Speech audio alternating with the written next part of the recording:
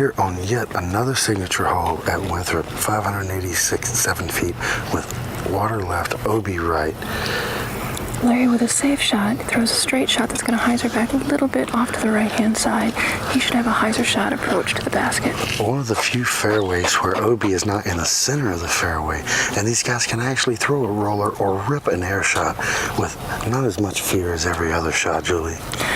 The approach to the pin is actually easier if you're on the left-hand side, so the water does definitely come into play here. Avery has definitely threw this right in the water. There's no doubt about it. Never had a chance. Don't know what he was thinking.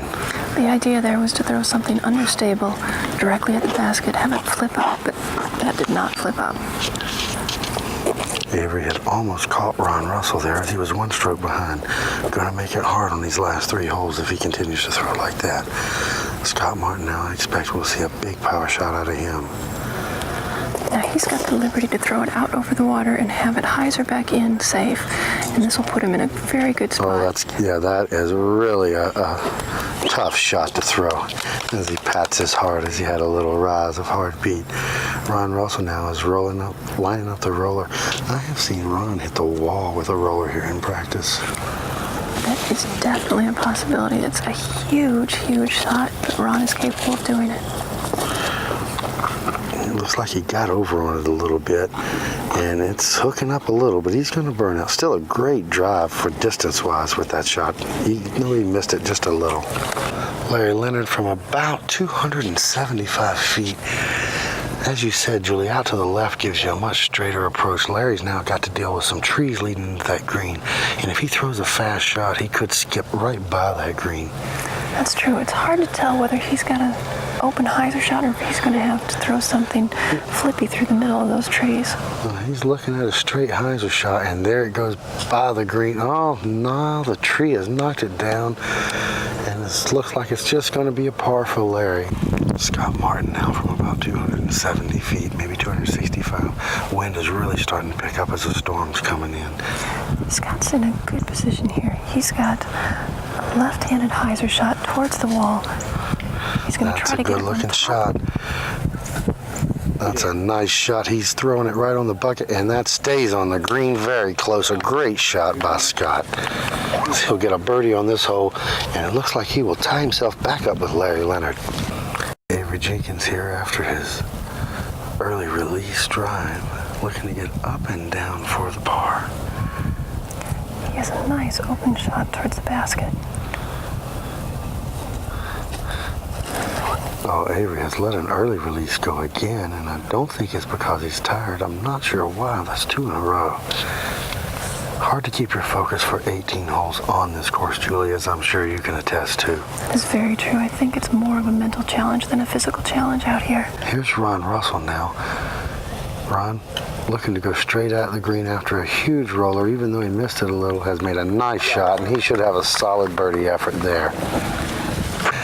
Looks like Larry's going to show us his hot putt, but he doesn't want to surrender that one-stroke lead he's got over Scott Martin. Scott Martin certainly is going to get his birdie here, Julie. Now this is going to be a very difficult putt. Not only is he maybe 60 feet from the pin is elevated by 4 feet, which is going to make it very hard to get that much distance and height. Not to mention those limbs all in front of him there. He's really having some trouble even picking his line, it looks like. Larry's a fighter, though. I wouldn't be surprised to see this have a good opportunity to go in. Look at that. Oh, it looks so good for just a second. Very well executed. Probably the biggest gallery we've ever had. Avery Jenkins now just throwing up, very frustrated after throwing out of bounds and then throwing a horrible upshot. As Ron Russell now has a chance for his birdies righted the ship. And that's a solid birdie for Ron on hole 16 here. One of the most beautiful holes on the course. Larry Leonard now with a simple tap in for his 4s. He does a little straddle out. Solid par for Larry to remain at 21 under. Tied now. We're going to give Scott Martin that putt. We're going to make him do it, but I'm going to say he's going to tie Larry after this tap in there. And Avery just trying to get to the clubhouse.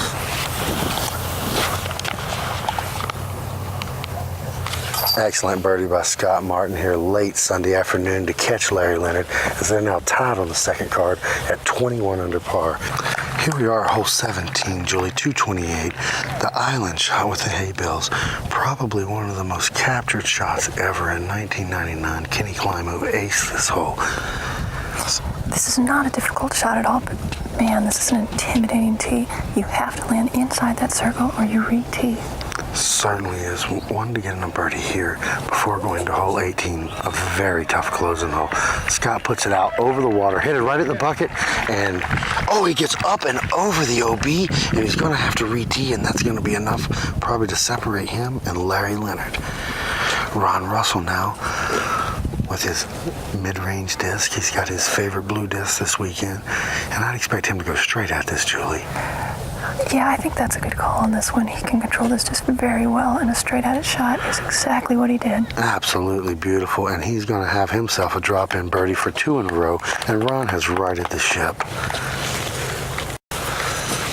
It's a big shot here for Larry Leonard, as he knows he and Scott are tied with 2 holes to go. I would imagine he is going to do everything he can just to get within that circle, give himself a birdie putt. And it shouldn't be a problem. That wind is knocking that down. That could be dangerous. He just gets over. And there's lucky Larry Leonard with another break this afternoon. Avery Jenkins now. Avery's looking at the straight shot. I believe he took the Spike Heiser yesterday. Last year I was in Avery's group when he took the Spike Heiser. It hit inbounds and bounced back behind the hail bales. I think that's why he's going with a straight shot now. We had a lot of controversy on this hole yesterday, as 2 of the individuals were not OB, thought they were OB, did not discuss it amongst the group. And there's still a controversy over whether or not that was a rules infraction. Scott Martin now with a smooth Heiser, headed right in the last time. And he skips again, but he stays within the perimeter of the green now, and he'll be putting for his 4. Scott Martin now with a disappointing effort as his disc crawled over for the first shot, looking to get his circle 4 here. Certainly can't afford to miss this, Julie. No, he can't. It's coming down to the end. He really wants to put this one in the basket. And that's a solid putt, a good effort from Scott. But that'll be the 2-stroke swing that'll separate he and Larry. Larry Leonard now with a very fortunate birdie putt as the wind began to push that mid-range disc down as it came out of his hand, and somehow or another he crawled over the bales. I don't expect Larry to hit anything but the center of the chains. A solid birdie effort for Larry to move him to 22 under and separate himself from Scott Martin with 1 hole to go. Avery Jenkins now on track, looking to get another tap-in birdie. I sure wish Avery could have had some of these short birdie putts to start the day. It might have been a whole different day for him, Julie. Ron with a very easy birdie.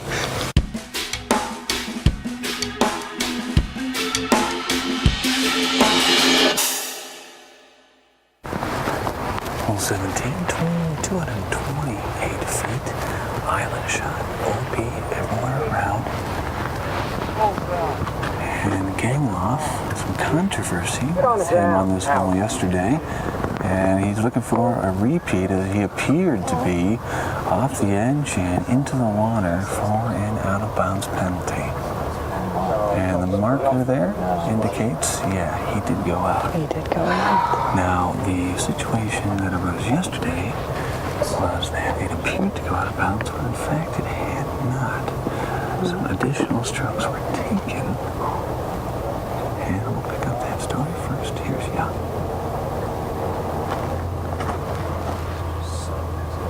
One time, baby. Get it up. Get it. Right over the top is Young. Good looking shot. Good direct approach. As Climo approaches the path. I've seen Climb do the high Heiser, wanting to stick it right by the base of the pin.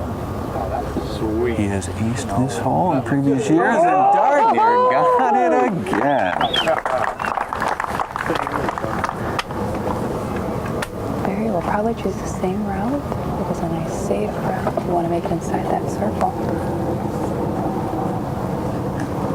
This can be a very easy hole or an incredibly frustrating hole. You must hit the island.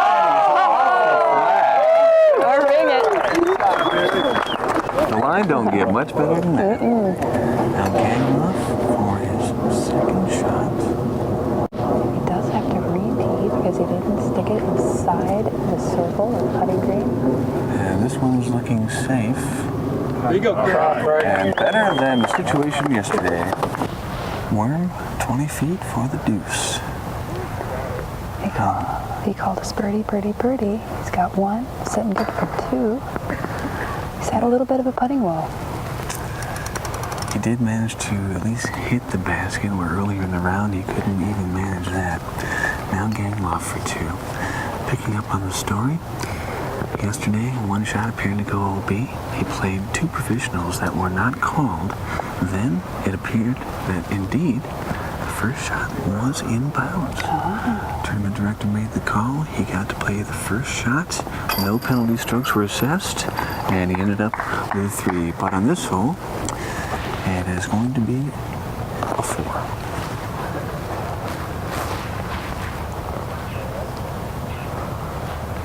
Climbing 15 feet for the deuce. He had a really nice shot. He is playing so well. And a monster round continues for Mr. Consistency, Ken Climo of Clearwater, Florida. And he is on his way to a third U.S. title as Schultz takes the deuce. Par for Worm, one left here for the leader card. And this is it, the final hole of the final round of the United States Disc Golf Championship. Ken Climo on the pad. We've really seen some good golf over the last 4 days. I would have to disagree with you there, Des. We have seen some amazing golf, but that is not one of them as Ken Climo's roller into the tree.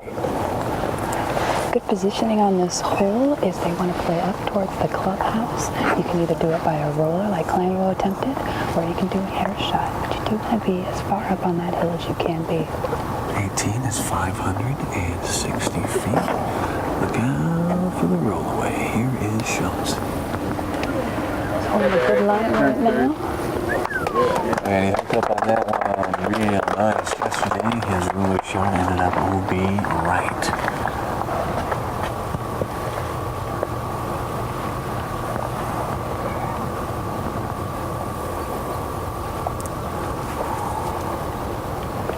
And now Mike Young.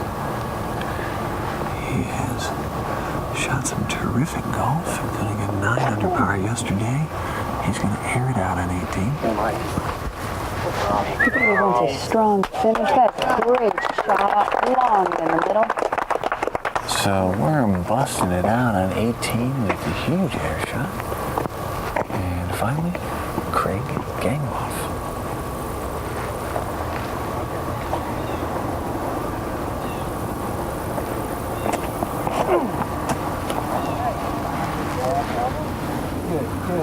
And look out, that one's heading toward OB. So hard sometimes to control the roller uphill. Climo has 350 feet to go. The shot starts uphill, then fades downhill near the end. When you've got a shot like this and your view is obstructed, you really need to weigh what your best factor is to the shot to stay safe. Right side of the fairway, but Climo is safe. Gangloff from the right side has about 300 feet to go, but he's in a real good position to get to the pin from here. Yeah, that is the place you want to be up top there. It just allows you to keep it on a hyzer line and drop to the basket. Looking pretty speedy. That was hot going in. And Young now setting up for his second shot on this par 4 18th hole at Winthrop University. He had an outstanding air shot. We've seen a lot of rollers go off on hole 18. For an air shot to land here, it shows Mike Young's power and consistency. And he is going to be looking pretty good there down on the green. Good shot by Mike Young. Schultz now from 250 after a huge drive. Look at that position he left himself with. He is a great player. You just don't play this hole much better than that. Climo now is 90 feet from the basket downhill. He's just going to play this one safe. He's had a fabulous round, a great tournament, nice finish for him. Gangloff from the edge of the green has 35 feet to the basket. He's really got a nice pin-high putt.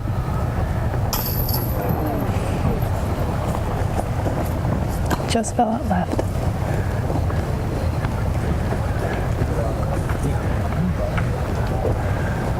absolutely perfect approach by Worm. And this Unbelievable. for the bird. Yeah, Worm. On this par 4, 18th hole at Winthrop University. A terrific round for Barry Schultz, and looks like he may be coasting to a second place finish when we get all the cards in. And the other players putting out to give Ken Climo the victory putt here at the United States Disc Golf Championships. And there is your winner. The Tiger Woods of Disc Golf showing his stripes once again for his 3rd U.S. title. He has just been phenomenal this year with the win at Houston and the 11-time perfect round. Good round by Ken Climo. Des, once again, the Tiger Woods of Disc Golf has shown his stripes, and Ken Climo is the U.S. champ. He just played amazing. I got to watch 2 rounds. I couldn't have asked for much more to see. We went into it with a 1-stroke lead Climo had over Barry Schultz. Did you expect such a complete, really blowout in the end? I really did not, and I don't think it was so much that Ken played exceptionally well. He played the course very well. Barry, unfortunately, got wrapped up into the vortex that the course of Winthrop can do to you. Women's World Champ Des Redding, thanks so much for your help this week. Disctv, we'll be right back. Golf is the new outdoor sport for the entire family.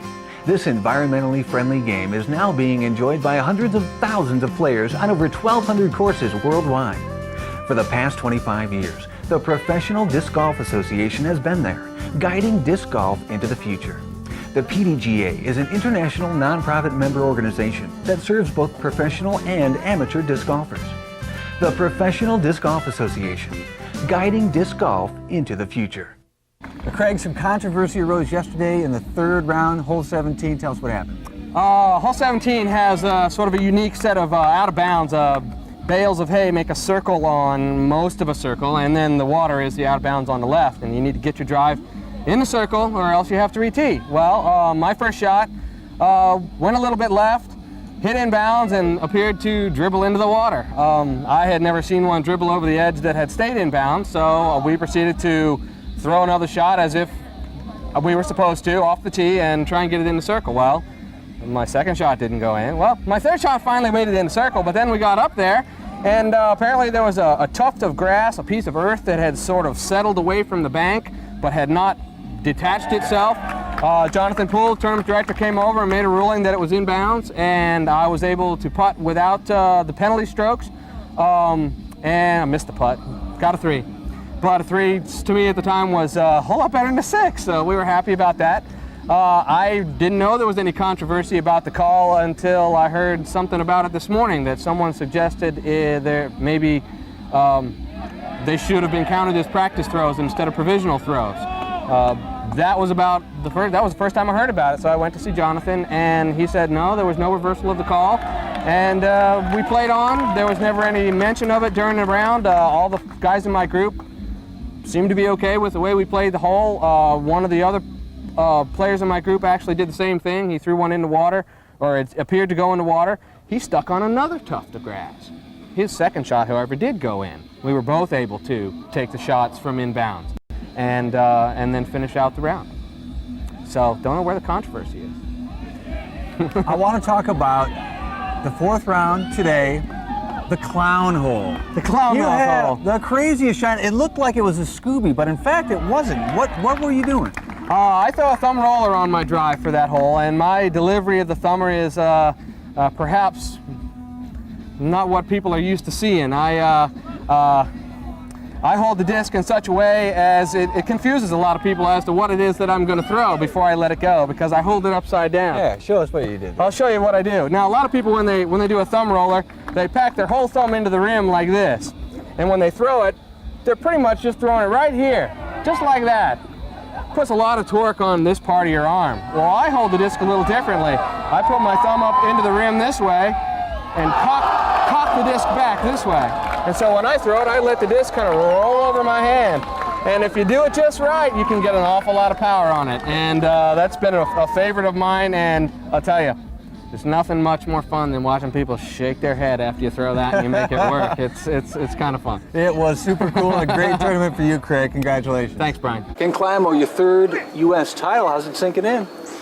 Oh, it's a little soon yet, but Feels really good. I played my game plan this year. I did what I wanted to do. I didn't want to make any really big numbers like I did last year. And that worked out for me. I got off to a good start every round. It paid off. Barry Schultz with a huge record-setting round yesterday in round 3. Today you went into the 4th and final round with a 1-stroke lead. Had you changed your game plan at all? No, not at all. I told myself if I get off to a good start, you know, it's as good as I can do, and then we'll let it play out from there. And I believe his record was broken today by Brad Hammock, so it no longer stands, but nonetheless, great round yesterday by Barry Schultz. And Ken, some incredibly consistent and championship golf from you. 4 straight days, all under par. Amazing. At this course, amazing. Thanks. I threw a bunch of very good shots this week, and I putted extremely well from 35 feet in, and that was another part of my game plan. I didn't want to miss that many putts inside, but when they're outside 35, I don't mind missing them too much. There can be no doubt about it. He is the champ. Ken Climo, congratulations. Thanks, bud. Disctv is brought to you in part by the Professional Disc Golf Association, guiding disc golf into the future. Irving's Hot Dogs. For red hot lovers, make it Irving's. Innovate Champion Discs, #1 in disc golf. And by DiscLife.com, the world leader in disc golf. That's going to do it from Rock Hill, South Carolina, where Ken Climo is the winner of the 2002 United States Disc Golf Championship. He picks up that title for the 3rd time. Stop by and see us online. We're at disctv.disclife.com. From there, you can order tapes of the show and find more information about us. Next week, it is more action from the world of disc golf. Until then, I'm Brian Sullivan. Thanks for watching Disc TV.